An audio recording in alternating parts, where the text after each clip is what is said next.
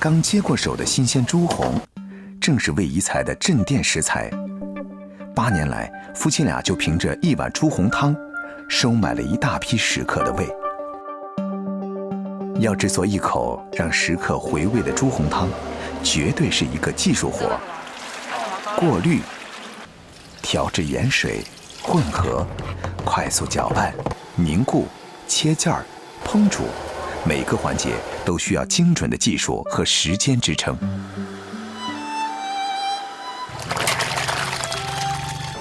挑掉里面那些碎的，挑那些完整的，一桶猪血做到来，真的成品也是增加几成的。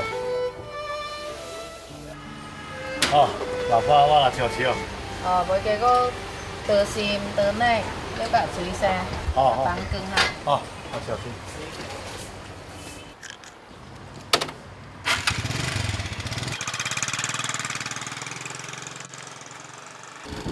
魏宜才早上的任务是先处理猪红，然后马不停蹄地赶往市场抢购猪红汤的配料。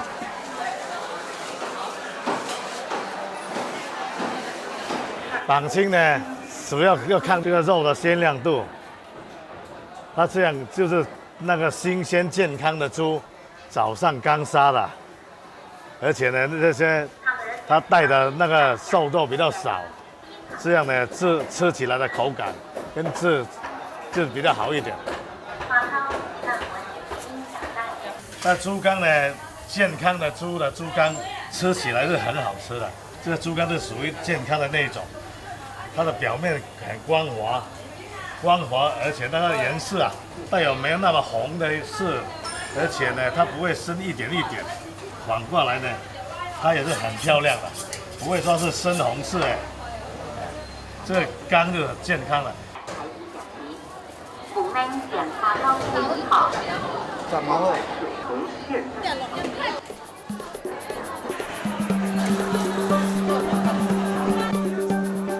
精挑细选，通过观其颜色，魏宜才就能快速准确地分辨食材的优劣。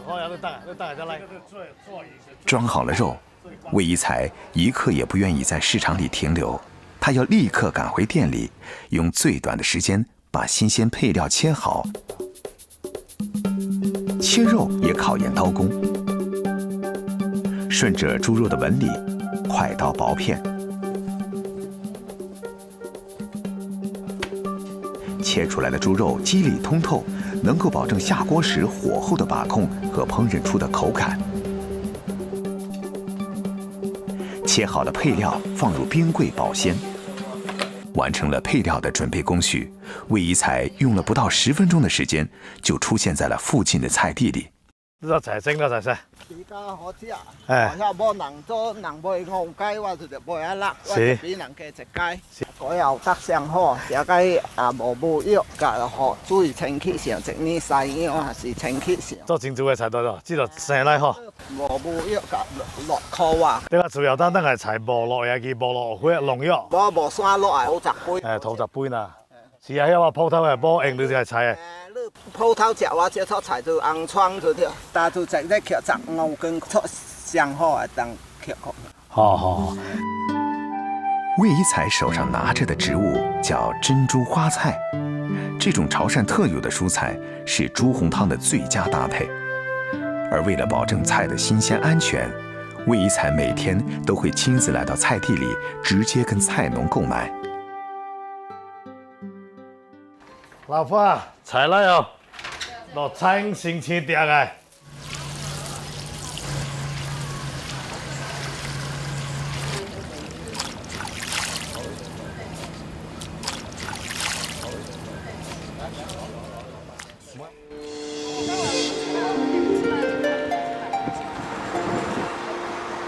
早上7点半，附近的上班族也陆续出门了。猪红、猪杂、海鲜、青菜一一备全。妻子陈丽文负责下面，魏宜才负责猪红汤的烹煮。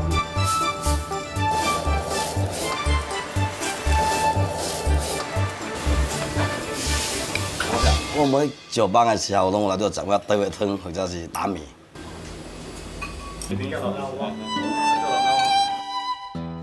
一碗珍珠花菜猪红汤，一份干捞面，就是汕头人的丰盛早餐。阿哥，这碗猪血的味道怎么样？哎，不错啊，它这个挺有特色的，这个猪血挺特别的。猪血呢，我们潮汕地区主要是吃了猪血之后可以去尘的作用，而且你内网呢就加那个珍珠花菜组成的。是这个菜吗？对，这个菜吃起来就还有消炎跟清肺的作用。轻轻一咬，猪红迅速在口中裂开，咀嚼时有一种弹牙粘性的口感。配上浓浓的猪骨汤、猪肠、猪肝和爽口清脆的珍珠花菜，再加上味宜彩特调的葱猪油，一碗层次丰富的猪红汤是食客们活力一天的开始。自己用心用力去挑，吃起来顾客呢就是认同的人他就比较多。我做这个大概8年了，做这个呢是很用心做，所以呢。这个汤水做出来，这顾客还是有一定的口碑，还有一定的认可。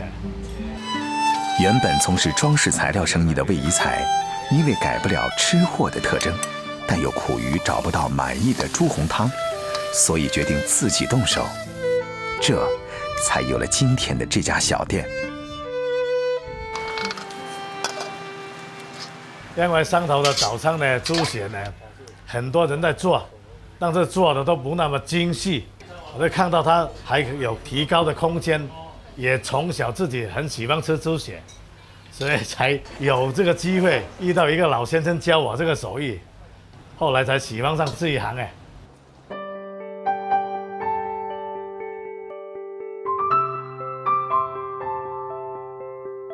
来，老婆，吃不对，辛苦了啊。辛苦了，哎呀，这几天生意很好，都很忙哎。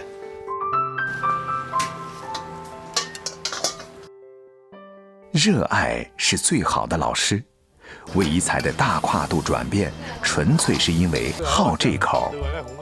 而吃货最具有的就是分享精神，只有把美食分享出去，吃才变得更加有意义。打算继续做，因为现在是等于是。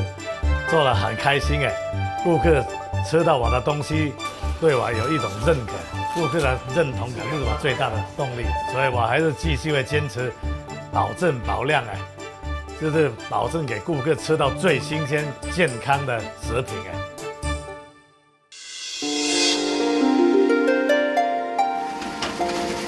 年过花甲的黄水贤跟魏宜彩一样的辛劳，每天的43克。他已经完成了当天的采购，开始为当地一种最受欢迎的早餐做准备。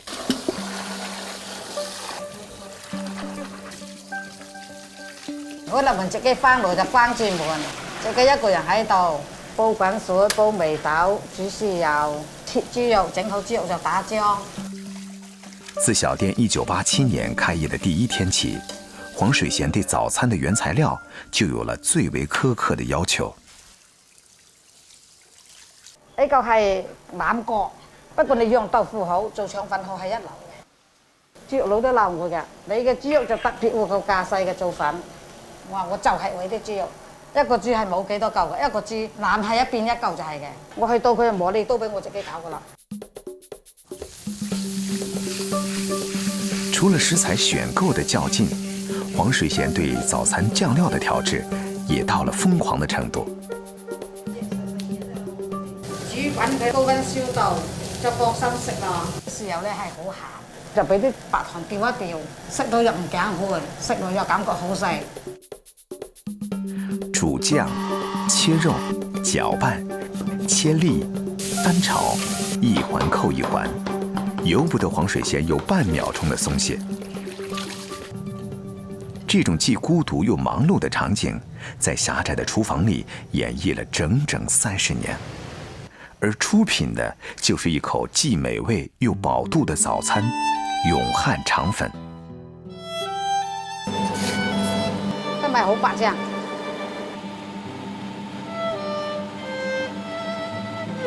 打出個漿摸到個花，白到這樣。如果摸到好一粒粒就整嗰粒粉就唔好食啦。係嘛？今日整唔變樣啊？佢主要都切梅咯，切一梅當就得啦。啊，好喎，你好去當啊。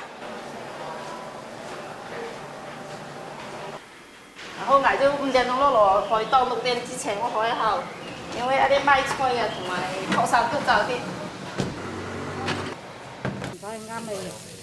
早晨6點30分，酸菜、萝卜干、沙葛、豆角等主要的原材料都已经备齐备全，炉火也开启了。黄水贤和媳妇各就各位，等待客人的光临。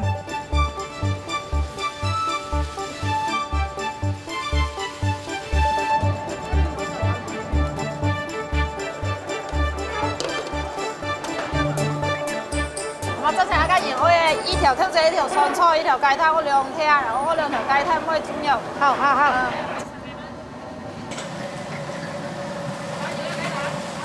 一份肠粉加1杯豆浆或者1碗粥，早已成为龙门人最爱的早餐。很多龙门人都知道，这种肠粉最早出现在永汉镇，但不知道这家肠粉老店的掌舵黄水贤就是永汉粉的创始人。咁我就做好狗之後咧，我就都冇乜嘢好做。表姐夫以前做豬腸粉賣。我去睇咗佢2次，都係半個鐘咁左右。難得我一試就成功。从表姐夫那儿学到了蒸粉的基础，手上没钱的黄水贤以赊账的方式订购了一个炉头、1张桌子和几张板凳，就这样开启了肠粉档。從1987年3月天就做啦。一開檔嗰時冇乜生意嘅喎，做2蚊1招嘅喎。半年之後有1招做到50蚊，嗰啲就1年就還清啦。因为馅料特别，口感好，黄水贤的肠粉生意是越做越火。慢慢开始，也有人跟风做起了肠粉生意。淨係100米唔夠就7間，因為做腸粉咯，冇賒數咯，食完之後有現金兜咯。经过30年的发展，由黄水贤开创的肠粉店已经成行成市，为当地人带来了美味的同时，也收获了一个贴切的名字——永汉粉。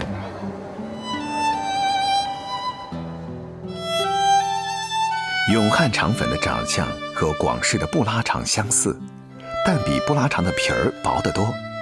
晶莹剔透的粉皮上，添加萝卜干、豆角、酸菜、沙葛、梅豆、肉碎、鸡蛋等不同馅料，吃起来既鲜香满口、细腻爽滑，还带有韧劲儿。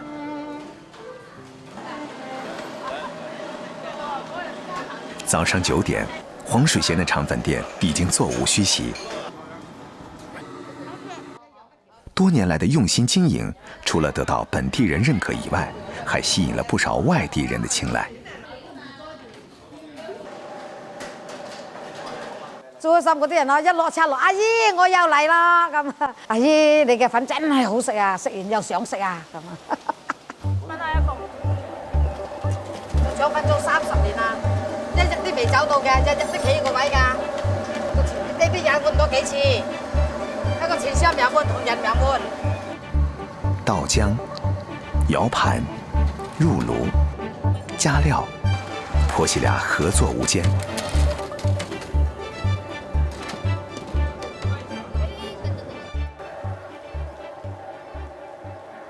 學生幾點鐘啊11點半啦喂，都賣唔嘢咯，冇嘢賣咯，收檔啦哈。從4點到11點，7個小時的忙碌終於告一段落。婆媳俩在收拾東西的同時，兒子已經下班回來，在廚房開啟爐灶做午餐。平時咧，我媽自己做早餐辛苦啲，我啊中午夜晚呢兩餐飯咧就我負責搞掂，唔使我媽媽咁辛苦啊。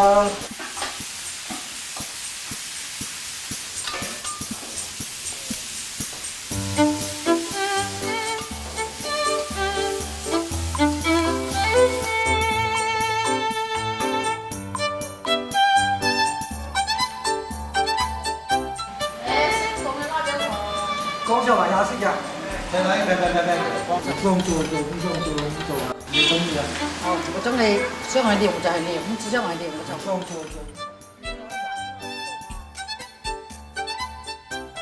看似只需要把米浆蒸熟就能做成的永汉粉，很多人都会，但要如黄水贤一样，把一条肠粉做足30年，用一条肠粉创造一份事业，养育一个家庭的人极少。如果说早餐是一个城市的良心，那宵夜便是城市的灵魂。吃货们深夜出动，只为了邂逅最好状态的食材。晚上11点过后，食客们陆续出现在番禺南村的一间普通的大排檔內。5點鐘開工，6點鐘有得食，6點鐘好少㗎，係晚上11點半、11點之後又開始多人㗎啦。到店卻不點菜，大家似乎都在等待着什麼。同樣等待的是大排檔的店主李錦標。每晚11點半過後，他都要到店門口候着。一般12點鐘左右，10點鐘前就到㗎啦。而此時，李錦標的兒子正用最短的時間從肉聯廠取貨。大家翹首等待的美食到底是什麼呢？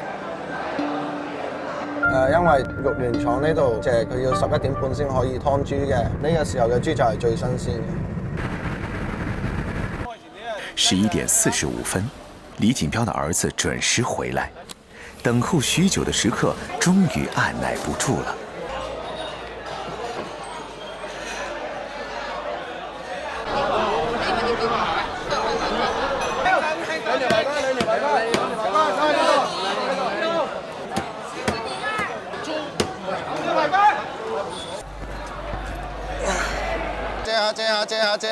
借下。呢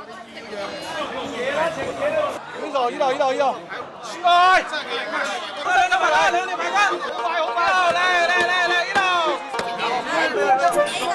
離開肉聯廠不足15分鐘，豬內臟還留有餘溫，趁其仍在抖動中，便分切給食客，絕對是午夜最毛骨悚然的美食誘惑。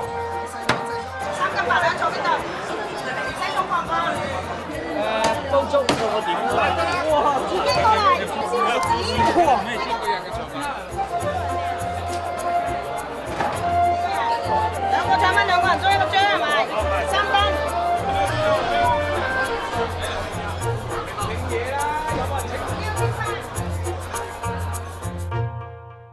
豬雜就是豬下水，除了常見的內臟，還有豬喉、豬舌、花腸、生腸等。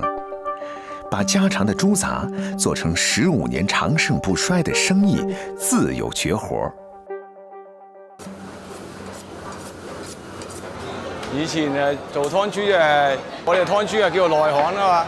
對豬最主要就係講內行，識唔識貨。15年咧經自己手嘅，一路自己去攞貨都係自己割。粉腸嗰度要揀㗎，係割啲花腸㗎咋。將靚嗰部分割咗，曳嗰部分就唔割㗎啦。2002年，開屠宰場的梁錦標兄妹一家轉行開起了餐廳，菜式獨孤幾味，質樸原始。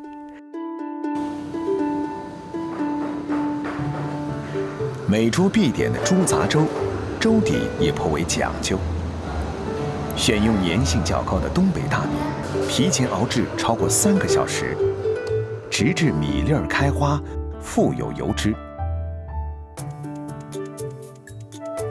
3點半鐘翻嚟洗米，洗乾淨米之後加少少油，一一路煲到5點半，睇睇佢夠唔夠面，加啲油咧，為咗個口感香少少，個粥夠面。咁樣叫做廣東人最中意食嘅老火粥。李锦标的店里每天可以卖掉一大锅约400人份的粥，周末更是要准备600人的分量。一碗猪杂粥，粥里有肉味儿，肉里有粥味儿。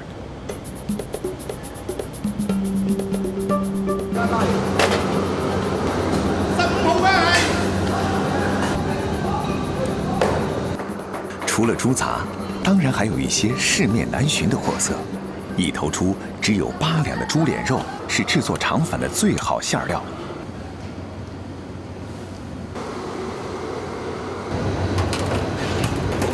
我哋啲米漿係自己磨嘅，一日有300-400條啦，拉。接近透明的粉皮，包裹着新鲜的猪肉、猪杂，肉比粉多，鲜甜爽脆，能带给食客最大的满足感。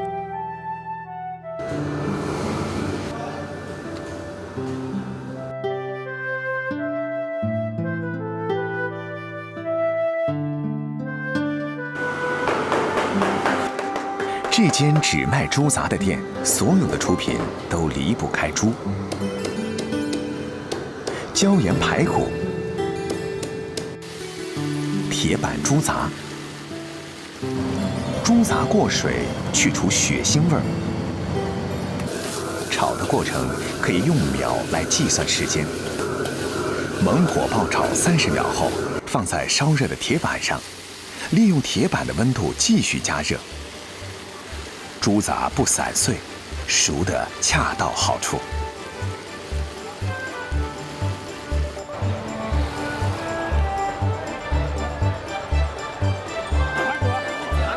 如今，新鲜猪杂已成为番禺美食的代表作。有不少食客更是驱车几个小时从周边城市过来，只为了品味食材最好的这一刻。呢度咧就要12點過後先有得食㗎，係啊，最緊要係新鮮又好食。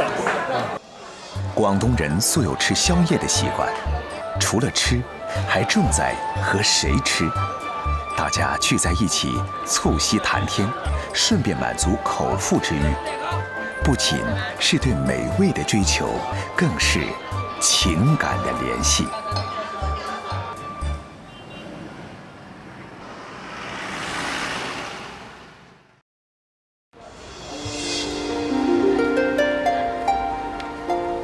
在廣州 CBD 珠江新城，每天上午9點，白領們開始一天忙碌的工作。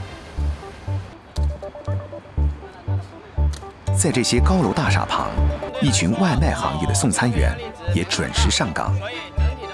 王軍偉是這個送餐群體中最年輕的一員，未滿20歲的他，入職才1個月，是一名最初級的騎手。保護好我們的產品，避免發生清灑，大家明不明白？明白。好。已有2個新訂單位進行處理。10點上崗後，手機不斷顯示出訂單信息，王軍偉進入打雞血模式。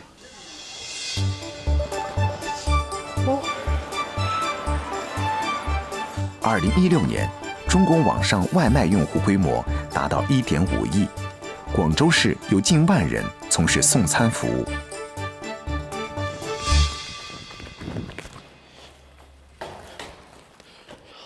劉小姐，好，你的外賣，不客氣。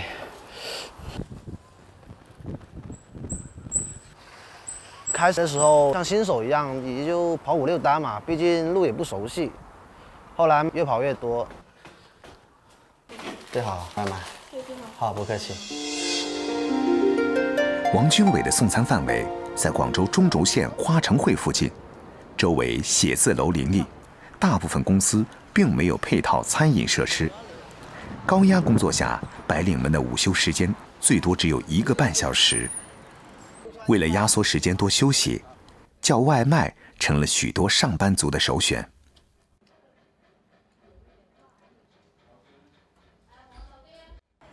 11点后取外卖是广州写字楼外一道独特的风景。外卖服务让食客有了更多选择空间，也促成了许多传统粤菜行业开始提供快餐制作服务。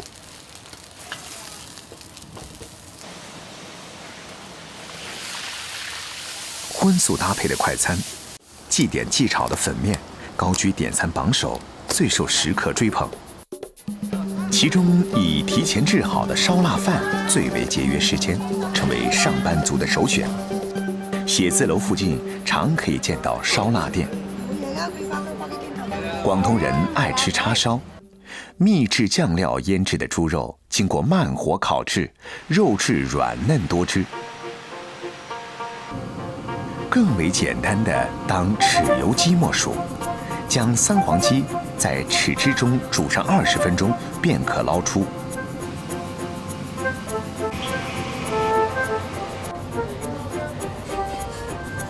从接单到师傅展件，不用5分钟便可完成一份快餐的制作。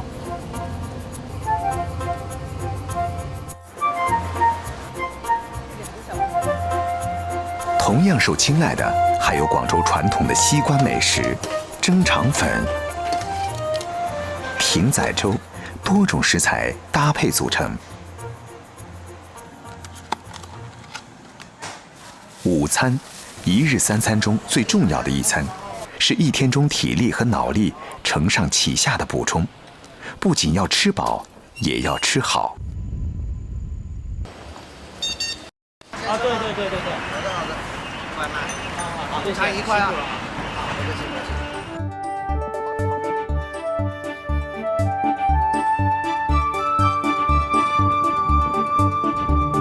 一份订单的送餐距离平均1.5公里，时间要半个小时，月送600单以上。王军伟最怕碰到的是喜欢给差评的顾客。不好意思，多少？5分钟马上就到，不好意思，5分钟时间。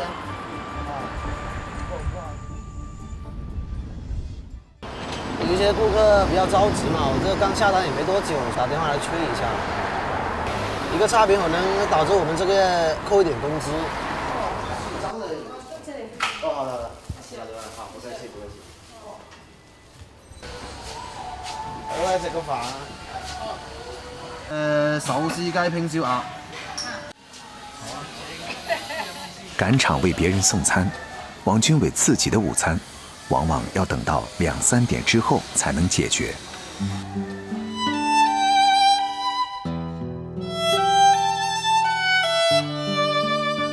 下午，短暂的闲暇时光，王军伟会坐下来看看书。正在进修本科的他，读书之余，送餐员算是一份副业。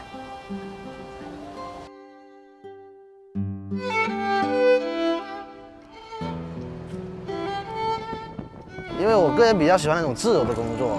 以前我是读那个土木工程的嘛，在那个从化那边实习1年，就是整天坐在办公室。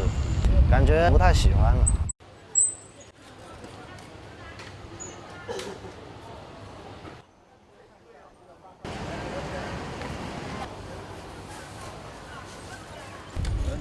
每天穿街走巷，王军伟觉得这份自由的工作可以让他更好地领略广州的美。身份的转变，也让他更能理解送餐员的辛苦。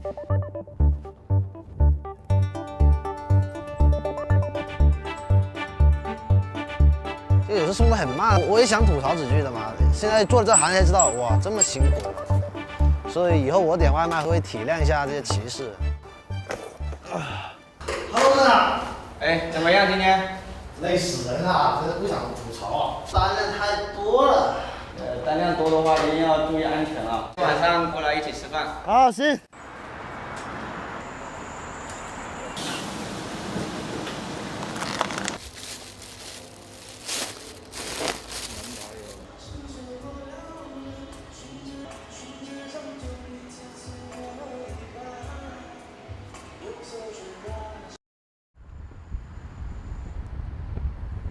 夜幕降临，王军伟一天里的第2次送餐高峰期又拉开序幕。哎，你好，请问是陈先生吗？哦。对啊，好，唔使，好 ，OK。唉。另一边，站长黄家伟开始张罗晚饭。同样是在广州打拼的黄家伟，最能懂得同事们每天都只能吃快餐的不易。喜欢下厨的他，早下班时会准备晚餐，要大家同吃。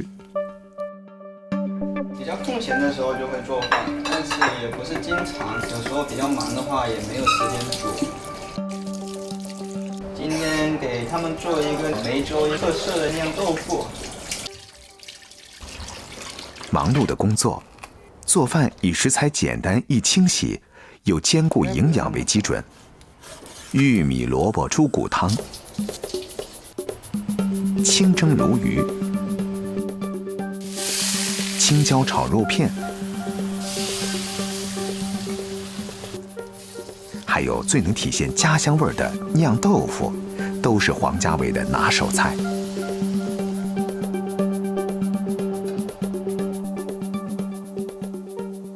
晚上9点多，忙碌了一天的送餐员才算是有了歇息的气口。晚上差不多。可以啊，多吃一点啊。围坐在一起吃一顿晚饭，也许是独自在异乡拼搏的他们最大的归属感。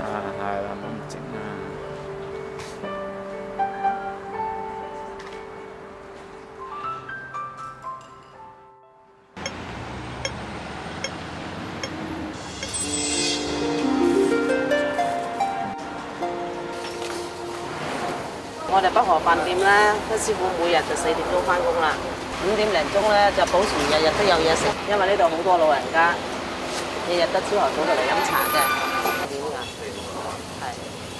北河饭店，香港地区最廉价的粤式快餐店。近几年，北河在香港可以说是无人不知、无人不晓。让其出名的不仅是饭香菜美，更重要的是它的一張飯票。如果你唔攞中豆飯，唔攞起食鳳咗排骨飯、食牛肉飯、食雞飯，隨得你揀啦。落唔落啲豉油啊？我俾住我。真係當錢。嗱，嗰老人家咧，我哋嗰啲券咧，由5點鐘到夜晚9點鐘都有得攞嘅，因為咧。佢有陣時各個人嘅需要，佢有陣時食早餐嘅，咁如果外賣嘅咧，一張飯券咧可以有2個點心。为了能在清晨给食客提供一份既廉价又饱肚的美味早餐，身为股东之一的雷雪丽，在过去的10年里，每一天都坚守早市。咁我咧多數都係翻6點。咁啊，明哥咧就翻10點。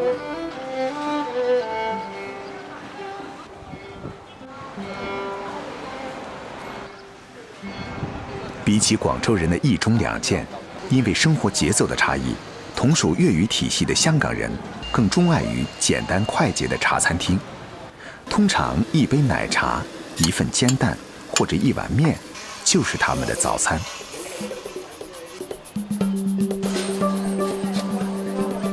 每天的早餐时间，饭店的明星人物就会准时出现，他就是陈卓明，人称明哥。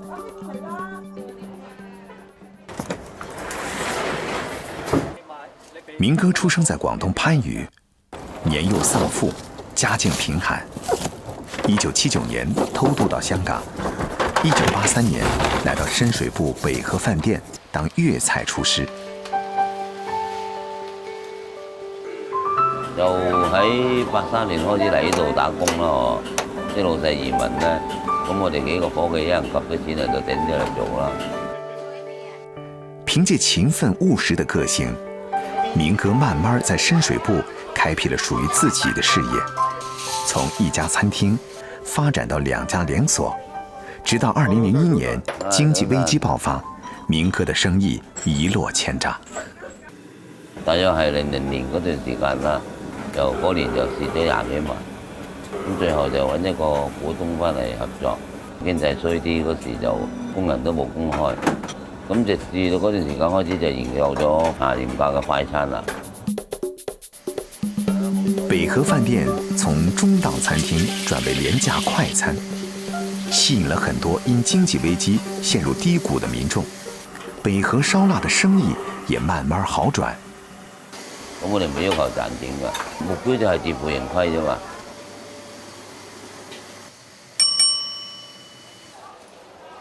從2002年到今天，因為通貨膨脹，明哥的盒飯共漲過3次價，但它仍然是全區最低價的快餐。24塊錢的3菜1湯，比同區的茶餐廳低了1/3，實實在在地為附近的困難者解決了1日3餐。2008年，香港再次出現經濟危機。底層民眾的生活更加困難了。明哥萌發了免費派餐給困難民眾的行動，而這一行動一直延續到今天。行嗰度攞嘢，攞埋嗰啲嘢啊嚇。係，仲爭4個。係。先，係咁啊，俾埋你，好唔少。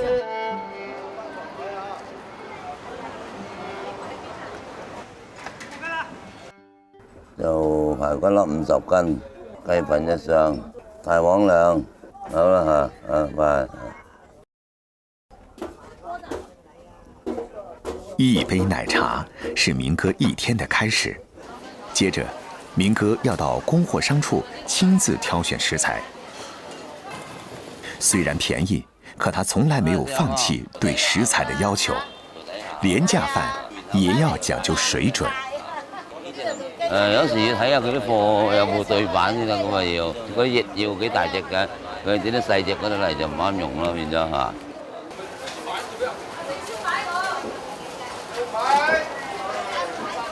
食材預定好之後，明哥回到了北河，開始進入午飯的準備工作。中午11點半，陸續有老人拿着飯票來領取午餐。豆腐啊嘛。飯券咧，我哋派飯嗰時唔夠派咧，咁我代訂啲飯券啦。咁攞唔到飯券，人俾咗我哋嗰度攞咪得咯。我啲飯券流通量好大㗎，喺深水埗區㗎，好似嗰啲麥當勞惠康券咁樣㗎啦已經。接近12點，北河飯店座無虛席，24塊錢的3菜1湯吸引了不少單身顧客及孤寡老人。咁好多老人家都屋企都電飯煲都冇嘅，費事煮啊咁咯。如果買餸都買唔到咁滯，24蚊揀3樣餸。2小時的忙碌解決了熟客們的午餐問題。簡單的2口飯後，明哥匆忙地出了門。明哥匆忙趕來的地方是北河同行。北河同行是北河飯店的分店，這裡每天只營業到下午4點半，打烊後就開始籌備免費派飯。其實就今日就係最後一日㗎啦，老人家派飯嗰度，咁我哋睇下研究下，我哋點樣繼續令到老人家繼續有得攞啦。嗰180個其實我哋本身有資料㗎嘛，咁我就登記咗佢先，了解你哋多啲，咁我哋都會另行安排咯，可以啊。一番討論結束，明哥和志願者達成共識，從他一手創建的北河同行基金會裡拿出經費，繼續支撐180位老人每週的一頓晚飯。不僅出錢，連做飯明哥都親力親為。要浸嘅雞翼就要啊，因為如果你一次過滾到佢熟咧，會鞋身嘅，即係出水過去咗嗰啲冰啊，同埋啲血水啊咁。有啲八爪魚仔啦，有啲雜手啦，食落嗰時有啲口感，咬落去就冇當當滑滑嘅八爪魚仔啊。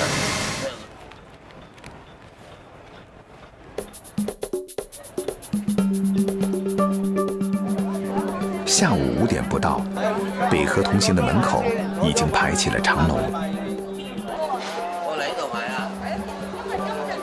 你有身份證得㗎啦。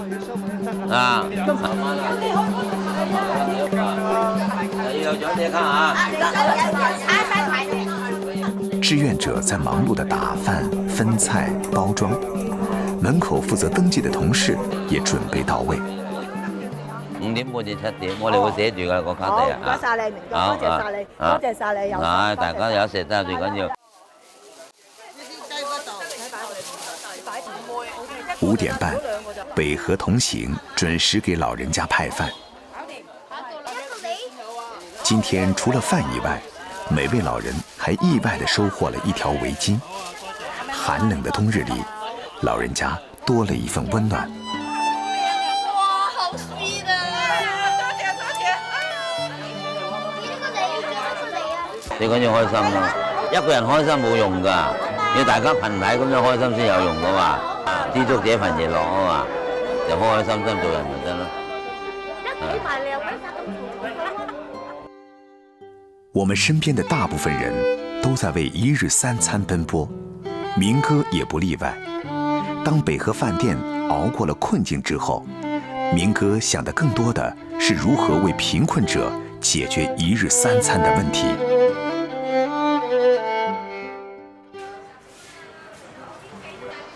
為180個孤寡老人解決完晚餐後，明哥坐下來已經是晚上8點。北河飯店的剩菜剩飯也是明哥晚餐的唯一選擇。今日大約收到幾多個咁樣100票啊？100張左右啊，假期啊仲要整多啲餸添咯。年尾我哋都要準備啊，咁我年初1、初2閂大門都話準備一啲外康券啊，等佢哋可以喺年初1、年初2都有飯食啦，開晚飯。在老廣的心中，家有黃金萬兩，也不過一日3餐。每個人都在力所能及的範圍內找尋自己喜歡的味道。無論是深夜的饕餮之旅，還是都市街頭的愛心便當，這百千味道中蘊藏着的是對日常的尊重。因為對每個老廣來說，最普通的才最珍貴。日日如此，年年如是。